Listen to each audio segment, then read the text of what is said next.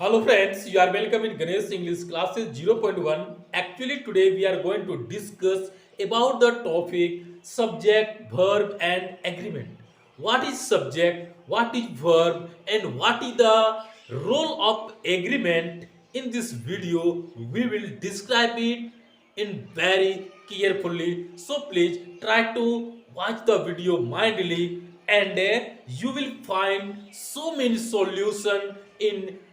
few minutes देखना है कि ये क्या है व्हाट इज सब्जेक्ट सब्जेक्ट क्या है सब्जेक्ट किसको बोलते हैं सबसे पहले इसको डिफाइन करेंगे इसके बाद हम लोग फिर पुनः पॉइंट में आएंगे तो सब्जेक्ट क्या है तो बोल सकते हैं one who does work in the sentence is called subject जो वाक्य में क्या करता है काम करता है उसे कर्ता कहते हैं यानी जो वाक्य में काम करता है उसे सब्जेक्ट कहते हैं तो जैसे हो सकता है एग्जांपल इसका आई वी यू ही सी दे राम मोहन काव डॉग जो भी हो दुनिया में कुछ भी हो जो भी हो वो क्या हो सकता है सब्जेक्ट हो सकता है लेकिन अलग अलग सेंटेंस में अलग सब्जेक्ट होगा तो ये सारे क्या है सब्जेक्ट हो सकते हैं दूसरा है व्हाट इज वर्ब वर्ब किसको कहते हैं तो verb is a word which denotes that something is being done यानी जिससे कोई काम का करना या होना जाना जाता है उसे हम लोग क्या कहते हैं हिंदी में क्रिया कहते हैं तो वर्ब क्या हो गया verb is a word which denotes that something is being done तो ये आपका वर्ब का डिफिनेशन हो गया जैसे to go to come to read to eat to see dot dot dot ये सारे बहुत सारे वर्ब के एग्जांपल्स हैं तो क्या होता है what is agreement agreement is a word which joins the good relationship between a subject and verb in the sentence according to number person and tense यानी जो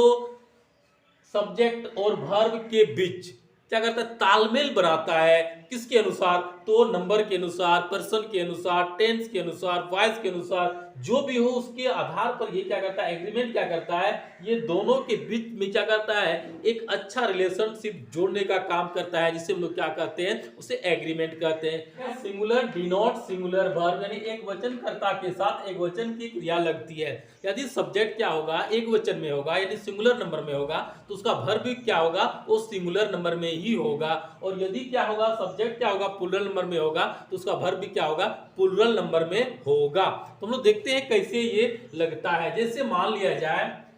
हम लिख सकते हैं सिंगुलर सब्जेक्ट में कुछ भी लिख सकते हैं मान लिया जैसे लिखते हैं ही ये जो है ना ही तो यहां पर हम क्या करेंगे यहां पर लिखेंगे ही ईट्स ए मैंगो यहां पर जो है ना ये सब्जेक्ट जो मेरा है वो क्या है सिंगुलर नंबर में है इसलिए मैंने यहां पर क्या किया इस सिंगुलर वर्ब का प्रयोग किया यहां पर हम प्लूरल वर्ब का प्रयोग नहीं करेंगे तो ही ईट से मैंगो कहने का तो क्या हुआ ये जो मेरा है सिंगुलर नंबर में है और ये वर्ब भी क्या हो गया मेरा सिंगुलर नंबर में हो गया तो ही ईट से मैंगो हो जाएगा ही ईट मैंगो नहीं होगा यानी एस यहां पर लगेगा तो हम इसे बोल सकते हैं जैसे सी गो टू स्कूल यदि ऑप्शन में मान लिया जाए ये गो लिखा है और ये गोज लिखा है तो ऑप्शन मेरा क्या हो जाएगा यहां पर हम गोज लगाएंगे क्यों लगाएंगे क्योंकि ये जो है ना ये मेरा प्लूरल नंबर में है गो जो है जो वर्ब होता है हमेशा वो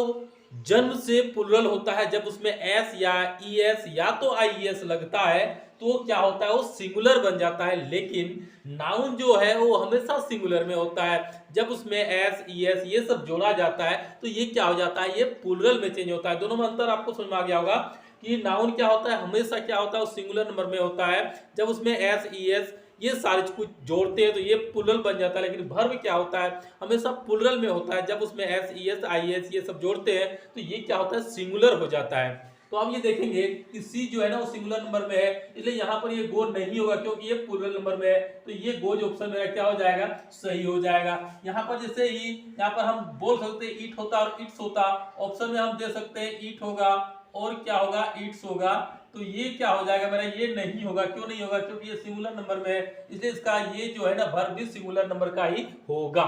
नेक्स्ट देखते हैं कि प्लूरल डिनोट प्लूरल वर्ब यानी बहुवचन कर्ता के साथ बहुवचन की क्रिया प्रयुक्त होती है जैसे हम बोल सकते हैं वी वी इट मैंगोज यहां पर जो है ना ये है ईट्स है और ईट है, तो यहाँ पर क्या करेंगे हम, यहाँ पर ईट का प्रयोग करेंगे, क्योंकि ये जो है ना ये मेरा सब्जेक्ट प्लूरल नंबर में है, इसलिए वर्ब भी क्या होगा, प्लूरल होगा। और यहाँ पर ए मैंगो नहीं, बल्कि यहाँ पर ये जो ऑब्जेक्ट होगा ना ये भी मेरा क्या हो जाएगा, ये भी मेरा प्लूरल नंबर में हो जाएगा। जैसे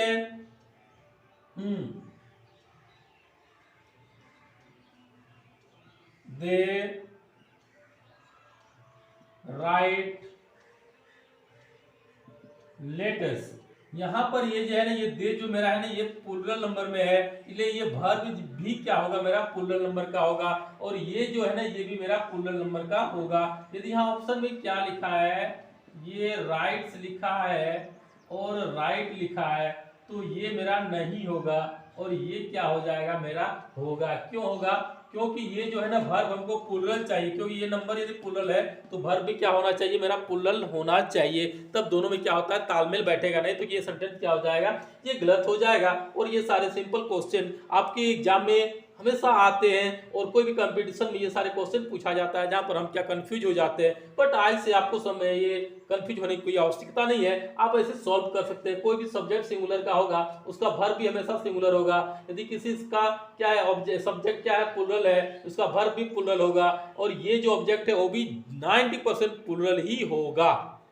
अब देखते हैं ये दे है तो यहाँ पर राइट हो जाएगा, ये राइट्स नहीं होगा, राइट्स नहीं होगा। क्यों, क्योंकि ये जो ना प्लूरल नंबर में है, यहाँ भी वर्ब भी क्या हो जाएगा, प्लूरल नंबर में हो जाएगा। लेकिन ये दोनों रूल्स में क्या है, एक अपवाद भी है। जब होगा ना तो क्या होगा, उसका सब्जेक्ट सिंगुलर होगा, लेकिन क्या होगा, वर्ब वो प्लूरल को एक्सेप्ट करेगा। जैसे हम लोग देखते हैं एग्जाम्पल में दे सकते हैं, जैसे God save the king, God save the king. जैसे ये गॉड सेव द किंग हम ये देखेंगे ना तो इससे पता चल जाता है कि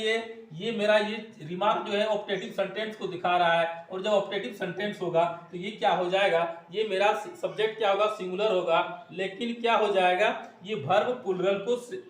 यूज करेगा, एक्सेप्ट करेगा। गॉड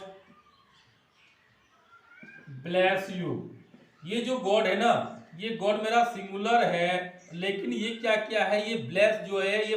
वर्ब जो है प्लूरल को लिया है। क्यों, क्योंकि ये जो है ना ये मेरा ऑप्टेटिव सेंटेंस है, और ऑप्टेटिव सेंटेंस जब भी होगा तो क्या करना है, वहां पर आपको ये दिमाग लगाना है कि सब्जेक्ट जो है ना उसका कर्ता जो है सिंगुलर हो सकता है, लेकिन वर्ब जो होगा हमेशा प्लूरल नंबर में होगा। तो ये आपका कंफ्यूजन क्या हो गया होगा, समाप्त हो गया होगा। फिर हम लोग तो ये आप देखना है कि कुछ ऐसे वर्ड्स होते हैं जिसके रहने से क्या होगा, जैसे ये इफ होगा, अजिफ होगा, आई विश होगा, अजदो होगा। ये वर्ड यदि वाक्य में कहीं भी हो तो ये समझना है कि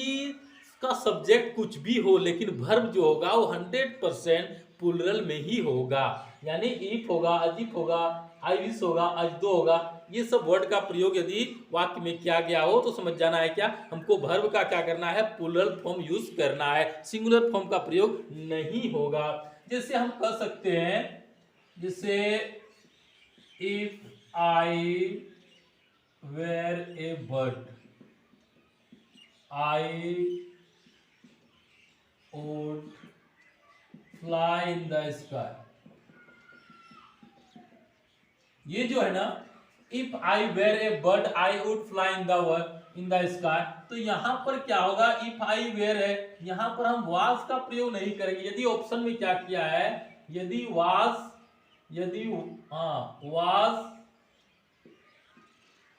या वेयर का प्रयोग किया गया है ना, तो हम क्या करेंगे, वाज का प्रयोग नहीं करेंगे, यानी हम क्या करेंगे, वेयर का प्रयोग करेंगे। क्यों करेंगे, इसलिए करेंगे कि ये जो है ना इफ का प्रयोग यहाँ पर हो गया है, यानी ये इफ यहाँ पर प्रयोग हो गया है, इसलिए आई के साथ वास लगना था, लेकिन यहाँ पर हम क्या किए, वेयर का प्रयोग किए। इसलिए किए क्योंकि ये सब वर्ड यदि कहीं भी होता हो तो उसके साथ क्या होगा, हमेशा प्लूरल फॉर्म का ही प्रयोग किया जाता है, सिंगुलर फॉर्म का प्रयोग नहीं किया जाता है। दूसरा बोल सकते हैं, आई wish I dash a king. तो यहां पर यदि हम देते हैं, वाज देते हैं और वेयर का प्रयोग करते हैं तो ये मेरा क्या हो जाएगा, वेयर हो जाएगा। I wish I were a king, I के साथ वास लगना था लेकिन अब नहीं लगेगा, क्यों, वेयर का प्रयोग हो जाएगा। क्यों होगा, इसलिए होगा क्योंकि ये जो है ना, ये बताया गया है कि ये सारे वर्ड्स यदि कहीं आपको मिल जाता हो तो वहां पर आप क्या करेंगे, प्लूरल फॉर्म का प्रयोग करेंगे, सिंगुलर फॉर्म का प्रयोग नहीं करेंगे। तो इस तरह से आपको ये समझ में आ जाना चाहिए, ये वर्ड अपवाद है और ये वर्ड का प्रयोग जहां भी हुआ हो वहां पर हमेशा प्लूरल वर्ब का प्रयोग करेंगे, सिंगुलर वर्ब का प्रयोग नहीं करेंगे। नेक्स्ट नंबर है कि यदि दो सिंगुलर नाउन और से जुड़ा हो तो वर्ब सिंगुलर होगा। दो क्या होगा, दो सिंगुलर नंबर और से जुड़ा हो तो वर्ब सिंगुलर होगा, यानी प्लूरल नहीं होगा। जैसे हम बोल सकते हैं राम और Shyam, Shyam dash taken my pen, यहां पर हैज है और ये हैव है।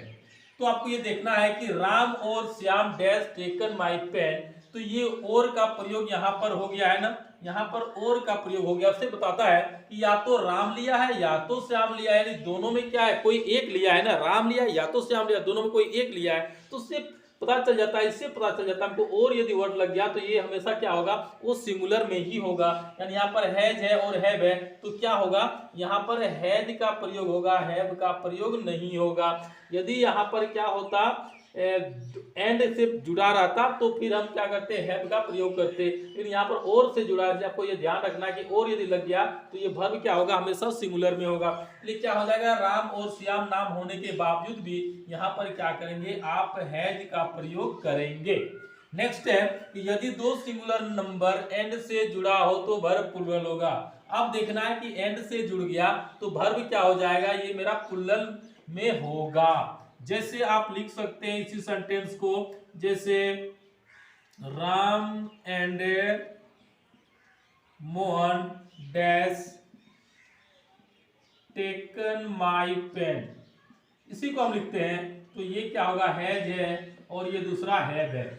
तो आपको ये देखना है कि यहाँ पर क्या है, राम एंड मोहन है ना, ये एंड से जुड़ा है। जब एंड से जुड़ा होता है तो ये क्या होता है, वर्ब प्लूरल होता है। तो यहाँ पर इसका प्रयोग नहीं करेंगे बल्कि क्या करेंगे, हैव का प्रयोग हम करेंगे। तो आपको ये सेंटेंस समझ में आ गया होगा। अब देखते हैं, लेकिन यदि एंड से जुड़ा हो और एक ही भाव को दिखाता हो तो वर्ब सिंगुलर होगा। अब ये कंफ्यूजन इसमें ये आ गया, लेकिन क्या है, यदि एंड से जुड़ा हो वर्ब क्या होगा, एंड से दो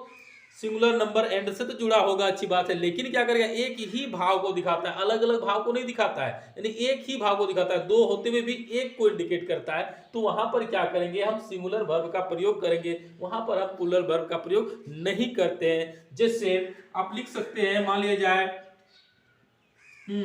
जैसे राइस, राइस एंड करी इज माई फेवरेट डिश,